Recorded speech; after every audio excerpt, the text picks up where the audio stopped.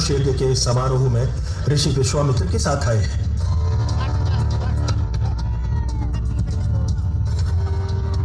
शीरध्वज धर्मानुचारी और सामर्थ्यवान समझकर ये पवित्र शिव धनुष तुम्हारे पास धरोहर के रूप में रखा गया था।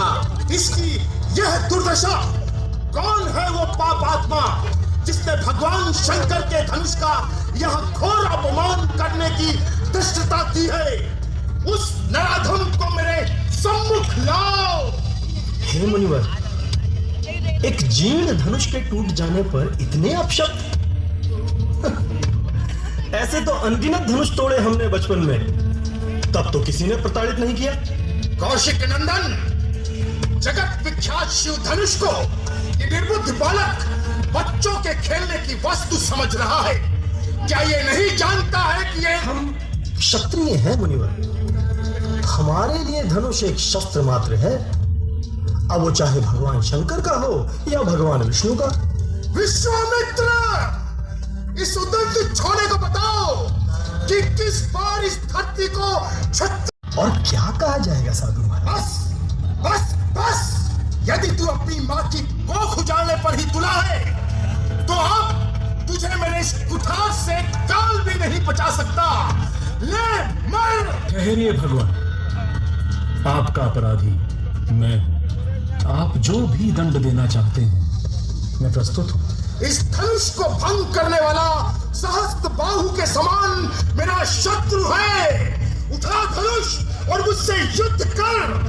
भगवान, आप हमारे लिए वंदनीय हैं, किंतु तात एक क्षण के लिए विचार करें।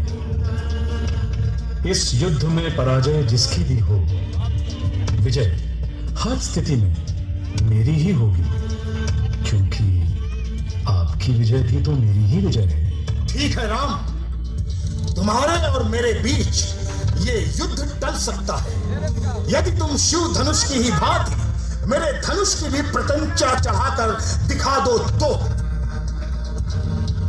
भगवान, प्रत्यंचा तो मैं चढ़ा दूंगा, परंतु इस दिव्य धनुष की प्रत्यंचा चढ़ाने का परिणाम भी आपको स्वीकार करना होगा।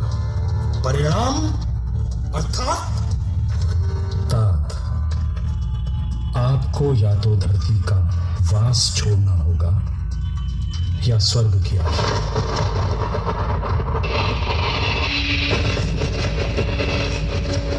मैं आश्वस्त हुआ वत्स।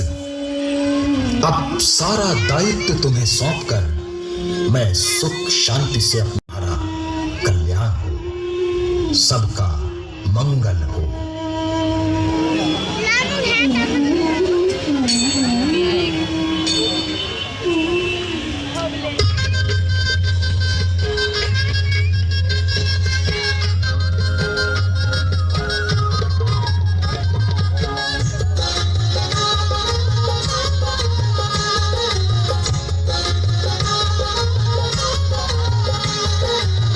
राम सिया से ब्याह रचाए, राम सिया से ब्याह रचाए, स्वयं शारदा मंगल गाए।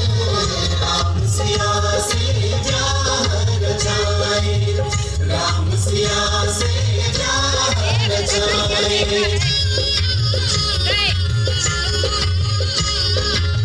मोर पपीहा नाचे हर्षित, नाचे मन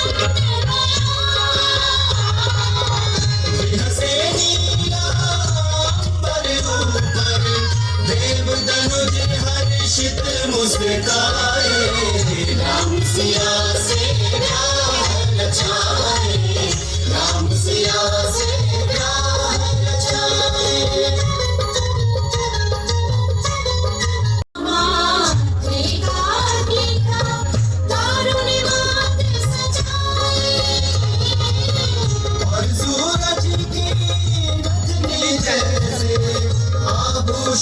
सीता ने पाए, राम सिया से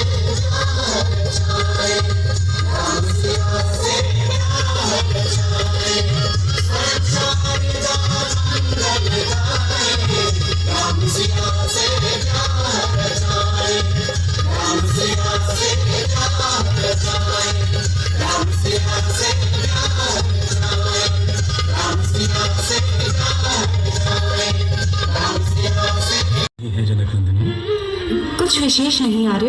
कुछ तो अवश्य है जिसे मृगनयनी इतनी तन्मयता से खोज रही हैं। सत्य है आर्यपुत्र, कोई उपाय उपचार बताए ना रहती है, और जब अन्यत्र होते हैं तो आपकी बाट निहारती रहती है, पलकों को झपकने का भी अवसर नहीं देती। सीते, मुझे आशा है कि आप अयोध्या के नए वातावरण और परिवेश में सहज रूप से अभ्यस्त हो रही हैं। आर्यपुत्र, ये शंका क्यों?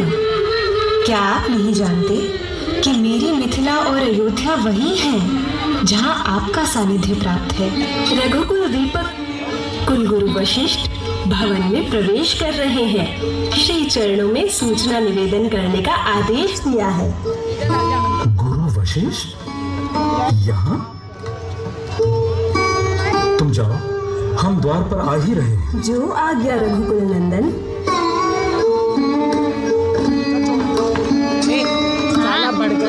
निश्चित किया है। राज्याभिषेक इतनी शीघ्रता से? हाँ वत्स, महाराज ने औपचारिक रूप से अपने निर्णय की घोषणा करने के लिए अमात्य परिषद की विशेष बैठक बुलाई है। गुरुदेव, क्या अमात्य परिषद इस निर्णय से अनभिज्ञ है? हाँ वत्स, इस निर्णय की सूचना महामात्य सुमंत और मेरे अतिरिक्त अभी तक किसी को नहीं है। गुरुदेव, क्षमा कीजिएगा, परंतु इतनी शीघ्रता और गोपनीयता क्यों? भरत और शत्रुघ्न भी ननिहाल गए हैं, उनके लौट आने तक तो विलंब हो रहा है वत्स। राज्याभिषेक के पश्चात इस विषय पर विस्तार से चर्चा करेंगे। अभी चलता हूँ। प्रणाम गुरुवर। तुम्हारा कल्याण हो वत्स। प्रणाम गुरुवर। सौभाग्यवती भव।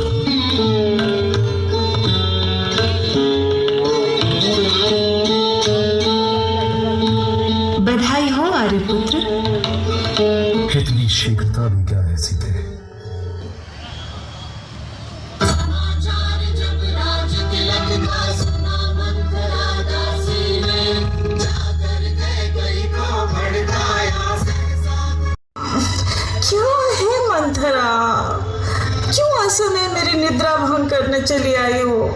जाओ, सोने दो मुझे। दो पल के लिए मेरी बात सुन लो, उसके पश्चात जीवन भर सोती रहना।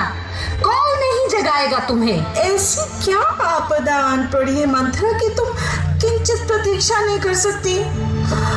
बोलो, किसने सताया है तुम्हें? लक्ष्मण ने? शत्रुघ्न तो है ही नहीं यहाँ। मेरी चिंता छोड़ो महारानी, अपनी सोचो, अपने पुत्र की सोचो। क्यों, क्या हुआ? घोषणा कर दी है पौष नक्षत्र के दिन। अरे सच? ऐसा शुभ समाचार? तब तो तेरा क्रोध सचमुच उचित है। ये तेरा उपहार मुझे तुरंत महाराज और पुत्र राम से मिलना है।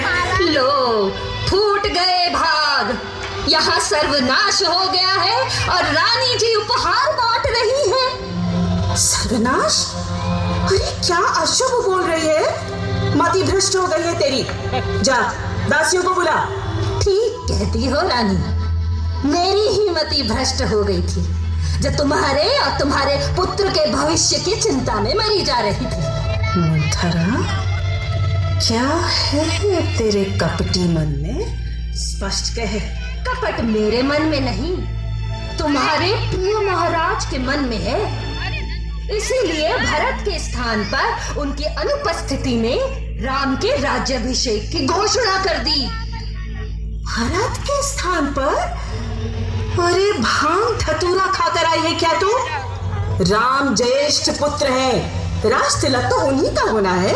यही रघुकुल की परंपरा है।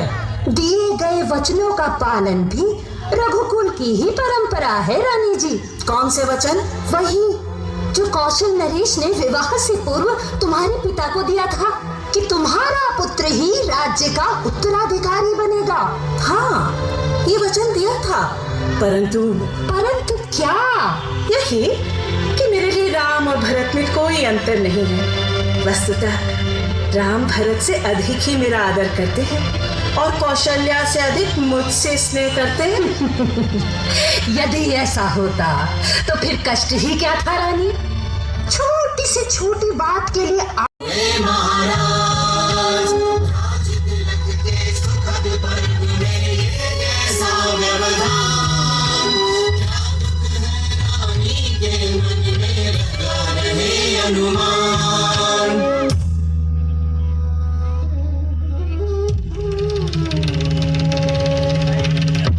मंथरा सत्य कहती थी।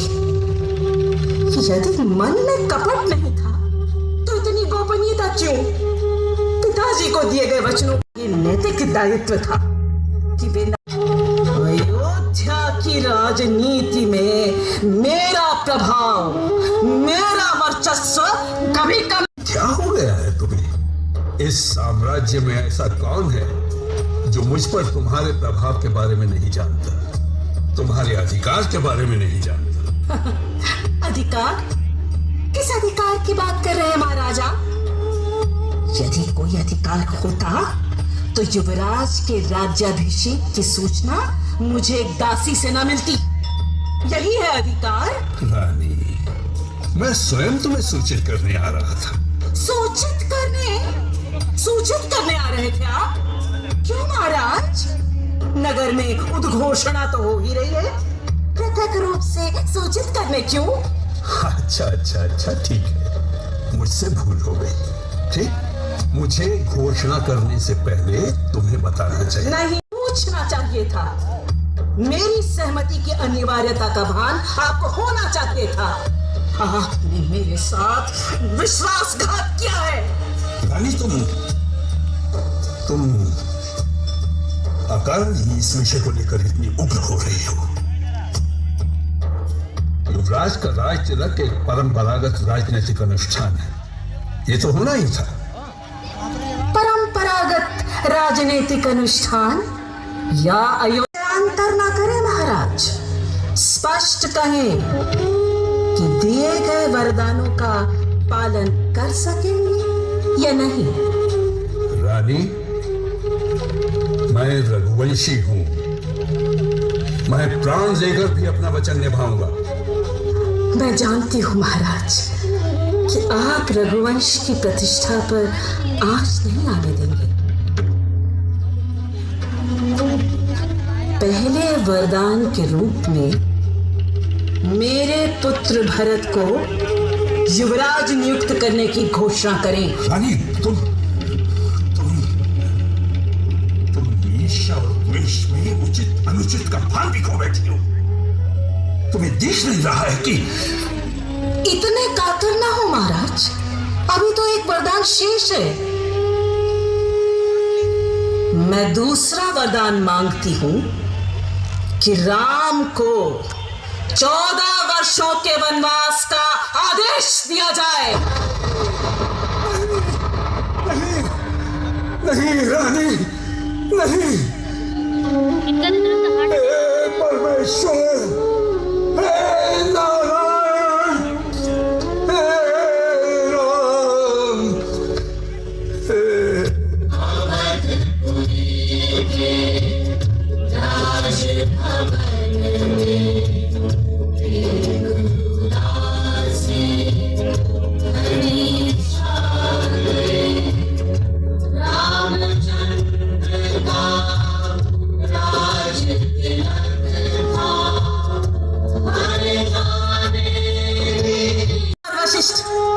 ये ना तो कोई धार्मिक अनुष्ठान है और ना बुद्धिजीवियों का वैचारिक वाद विवाद। ये राज परिवार की आंतरिक समस्या है जिसमें किसी भी बाहरी व्यक्ति का हस्तक्षेप अवांछित है। रानी, आप मर्यादा का अतिक्रमण कर रही हैं। राज्य किसी की व्यक्तिगत संपत्ति नहीं होता। राजा मात्र संरक्षक के रूप में अपने दायित्वों का निर्वाह करता है। आपको दिए गए वचनों का निर्वाह महाराजा दशरथ का व्यक्तिगत दायित्व है, राज्य का नहीं। जन भावनाओं और आकांक्षाओं की अनदेखी करने के परिणाम सदा ही विनाशकारी होते हैं। रानी, मैं देख पा रहा हूं कि आपके हाथ में पश्चाताप के अतिरिक्त और कुछ नहीं आने वाला। चलता हूं वत्स, इस अमर्यादित वातावरण में और ठहरना उपयुक्त नहीं है।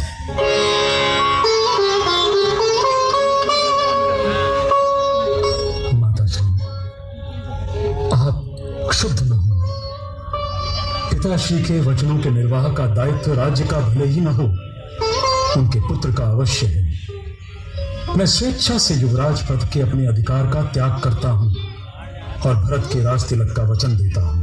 परंतु पुत्र, युवराज का पद मात्र अधिकार की वस्तु नहीं है। रघुवंश के ज्येष्ठ पुत्र को ही युवराज बनाने की सुदृढ़ परंपरा और जन भावनाओं की अवहेलना नहीं की जा सकती।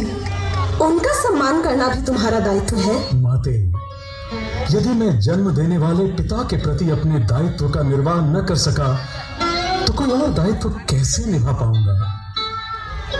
पारिवारिक कलह की इस विपरीत घड़ी में मुझे आपका आशीर्वाद चाहिए।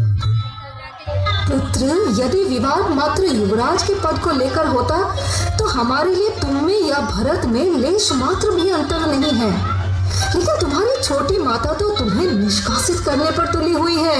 निष्कासित? अर्थात? हाँ कुमार लक्ष्मण, छोटी रानी ने अपने दूसरे वरदान के रूप में श्री राम के लिए 14 वर्ष का वनवास मांगा है। असंभव, असंभव। जब तक लक्ष्मण के शरीर में प्राण है, समूचे ब्रह्मांड में कोई भी भ्राता श्री राम की ओर वक्र दृष्टि से देखने का दुस्साहस ना करे। भ्राता श्री, आप निसंकोच युवराज का पद ग्रहण करें। यदि एक भी विरोध का स्वर मुखरित हुआ तो आपके चरणों की सौगंध। विपत्ति के इन क्षणों में यदि तुम भी अपना विवेक खो दोगे तो मैं किससे सहायता की अपेक्षा करूंगा? माता, आपका यह सर्वाधिक प्रिय पुत्र एक आग्रह आपसे करना चाहता है। एक क्षण के लिए भी मन में यह विचार न लाए कि आपने मेरा अहित किया है। मुझे आशीर्वाद दीजिए माता कि आप सदैव अपने इस पुत्र पर गर्व कर सकें।